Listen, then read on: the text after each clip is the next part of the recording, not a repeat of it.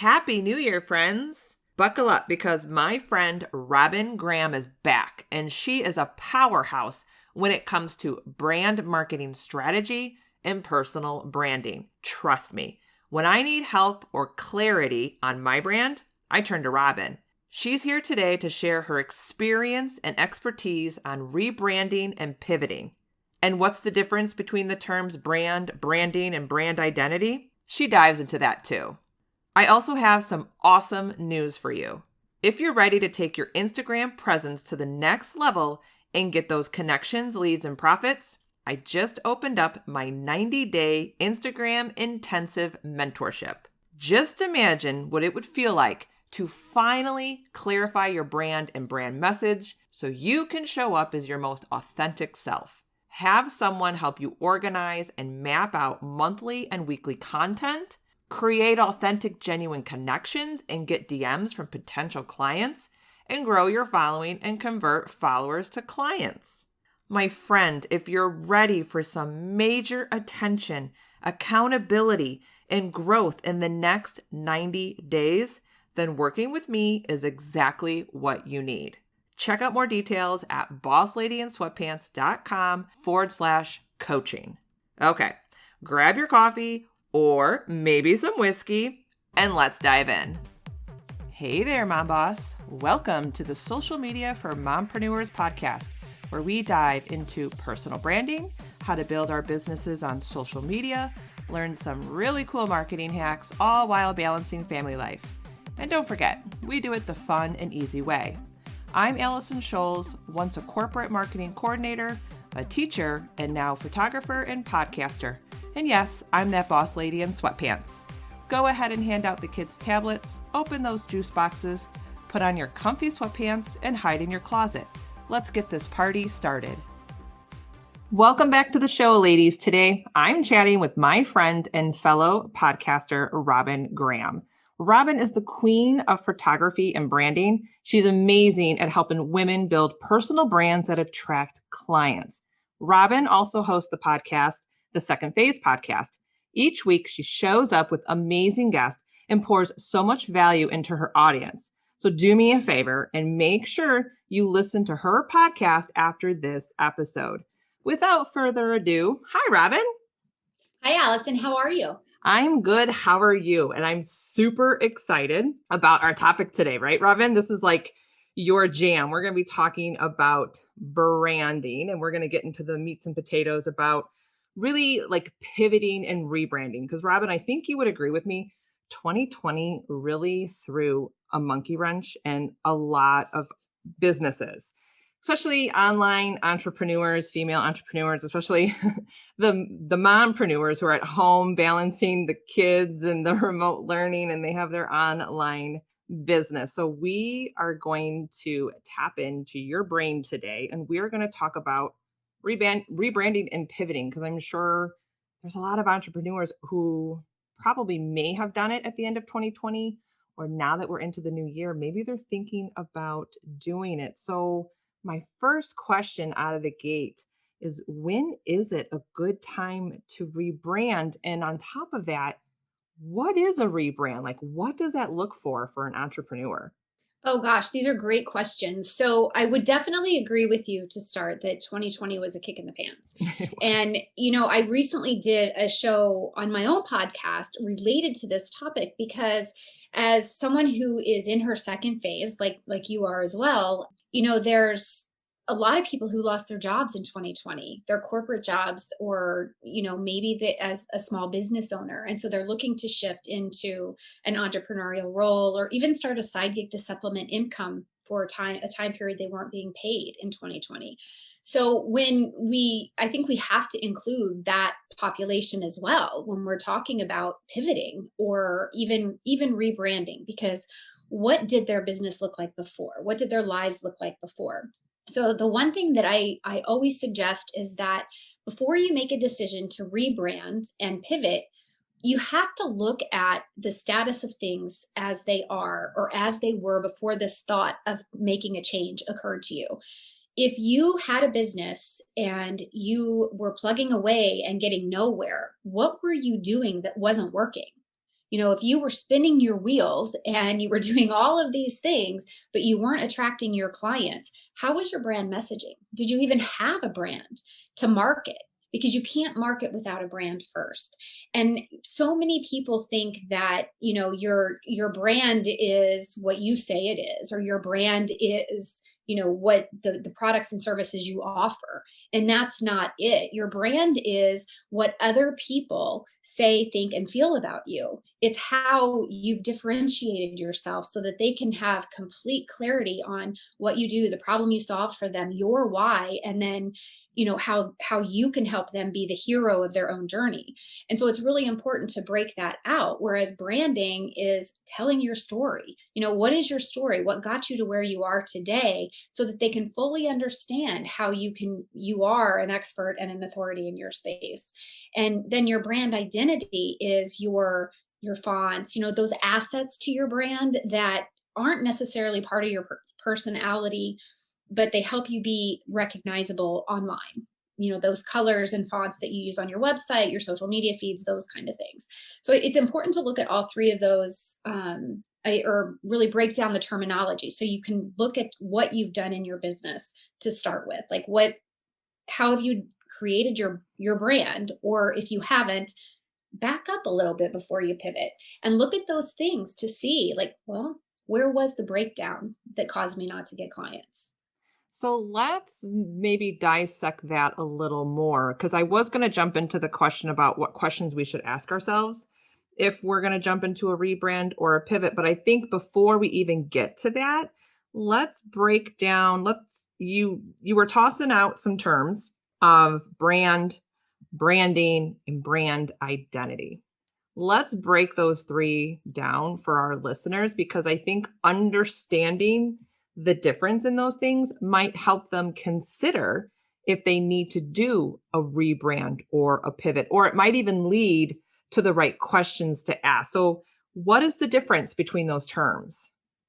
Okay, so your brand is your brand. It's what other people think, say, and feel about you and the products and services that you sell. It is not what you think it is. It is that gut instinct that people have when they see your business or your brand online or even in person.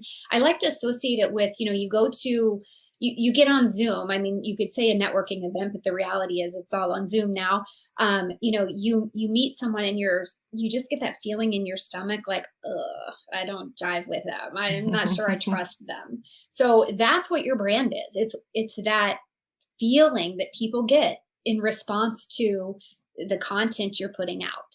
So, and then, or, your brand, you as a whole, as a person, and then your branding is your ability to communicate your brand, like your story, what makes you who you are, where did you get your expertise from, what is your why, and how can you help other people. So that's the branding component of it.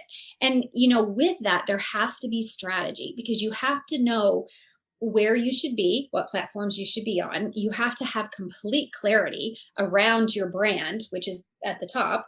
And then, you've got to be able to communicate that effectively and cohesively and consistently so that your audience really can connect with you, build a relationship with you, and then trust you, because buying decisions are all based on trust. So that's where you start with that introduction, which is your brand, and then you have your brand ding, which is that story and building the trust. And then your brand identity is simply those other assets, the things that, yes, you have control over them, but they aren't emotionally necessarily connecting with your audience. They're the fonts, the colors, those type of things. So the brand identity is more the visual aspects of your overall brand. Branding is how you communicate. It's your message that you're putting out there.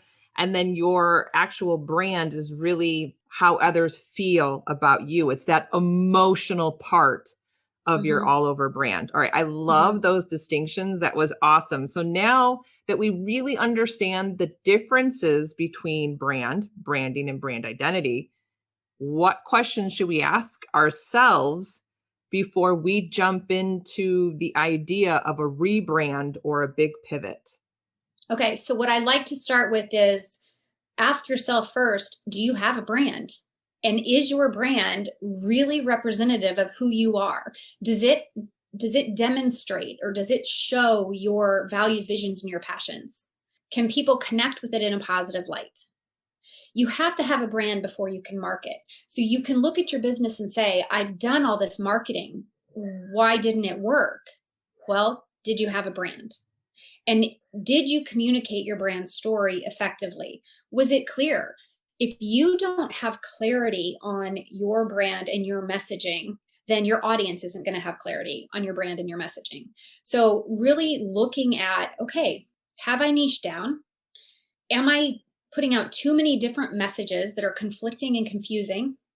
Or is it that I'm targeting the wrong audience? Maybe I think that this is the audience that I'm serving, but in reality, I'm serving this audience because they're the population that actually have the problem that I am really an expert at solving. Or maybe it's taking a look inside deeply to see if you have really married your values, visions, and passions, to see if they're truly what you're working on. Are those really what defines the problem that you're trying to solve for other people? Because maybe they're not aligned. And if they're not aligned, you're not going to be effective and you're going to be confused yourself. I always say clarity gives you confidence. And when you have confidence, people are more confident in you. And that confidence builds trust, and it builds trust for you internally, and it builds trust externally for your ideal audience. So you have to have that clarity in order to build a foundation of trust to convert your audience to clients. I love that. Now, I do have a bit of a follow-up question, because maybe you've seen this online a lot, Robyn. I see a lot of women entrepreneurs loosely use the term, I'm going through a rebrand. And then what happens is all I see is they just change their visuals. Is that really considered a rebrand, or are they just kind of switching up their brand identity? They're switching up their brand identity. They're just giving a new flair, a new feel to the aesthetics of their brand. But unless they have redefined their niche, unless they've changed their brand messaging, they haven't really rebranded as an entirety. I mean, you have to think of, all three components. They're definitely, we say the brand is, what other people think, say, and feel about you, but, it is kind of all encompassing, because those things are going to influence. I mean, if somebody had an all black, brand with maybe a little bit of gray, I'd think, ooh, are they friendly? That it might intimidate me a little bit. Yeah, I would think, wow, they're really strong, but ooh, they might scare me. So, you have, or where if it's like all hot pink and sequins and feathers and boas and things like that, I'd be like, oh, that's over the top for me. I can't do that. So those assets are very, very important. And maybe they had assets that weren't connecting with their ideal audience, or maybe like you did into 2020, where you had a feeling shift. You wanted to give a different persona in terms of those colors, because color psychology is very, very powerful. And if we're not using the right colors, then sometimes it does shift the feel of our brand, because we live in a visual society. I'm so glad you said that. Yeah, because that's how I felt at the end of the year, because I knew my brand was on, and I knew that my branding, my messaging, the way I communicated it was correct. But then as I was going through the whole 2020, I realized that my brand identity, my visuals were just not representing how people felt about me, my messaging. I wanted it to come out, a little punchier, a little brighter. So you're right. I did change my brand identity, but I'm not going to say that I did a complete rebrand. So I love that how we broke down those three terms today. Now, I do have one more question for you, because I think a lot of people might be wondering, well, what's the difference between a pivot and a rebrand?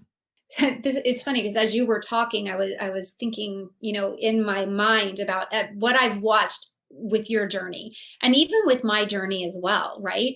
Yeah. So I'm going to use my own business as an example. In 2020, as a headshot and branding photographer, there were 3 months where I could not meet with clients. I could not photograph. That meant zero income from that line of my business.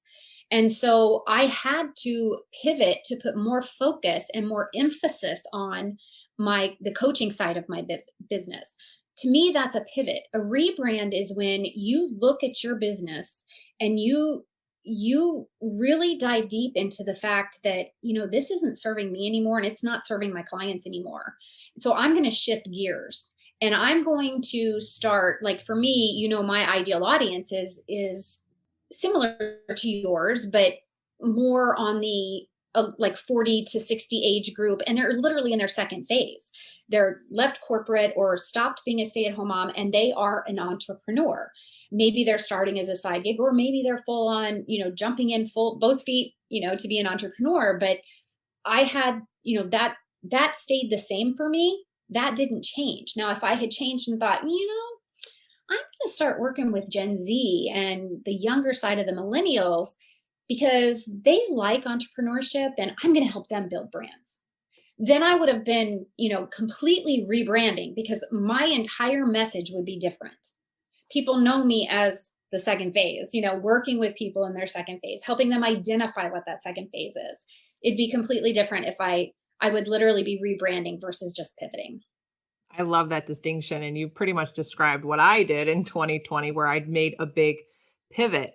I went from, a stock photography membership helping women grow on Instagram. I pivoted to coaching, but I'm still helping women grow on Instagram. So you're just pivoting or tweaking an aspect of your business, but a rebrand is almost your entire business as a whole. Mm-hmm. Okay, awesome. Yeah. I love that. Because like in 2017, I think it was, when I literally shifted. I added coaching to my website. I added my Build a Brand program to my website, whereas before it was only photography. So I rebranded myself as something new. I kept the photography component, but I rebranded myself as an overall expert in branding versus a branding photographer.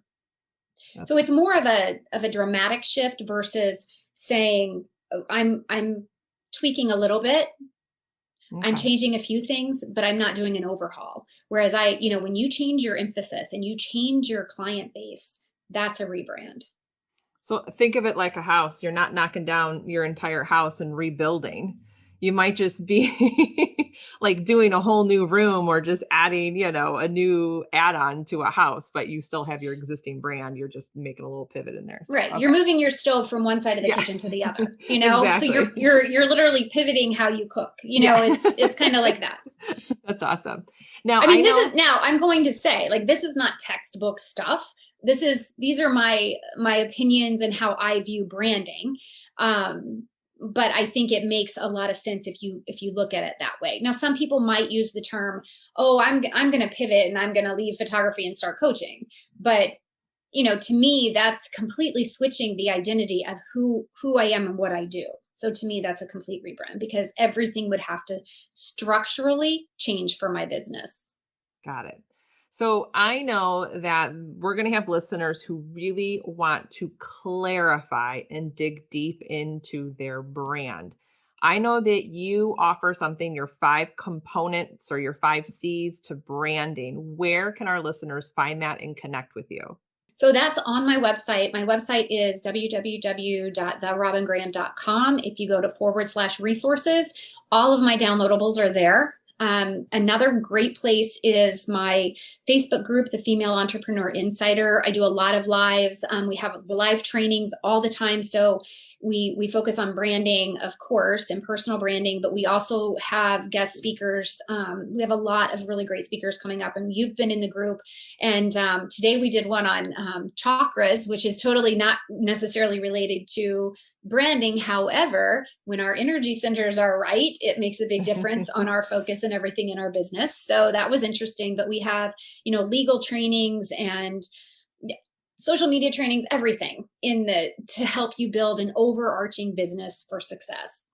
And I love your Facebook group. So if you're listening, please get into Robyn's Facebook group, and don't forget to listen to her podcast, the Second Phase podcast. I've learned so much from your show, and I think you have the most incredible guest on your show. So Robyn, thanks again for being on the show.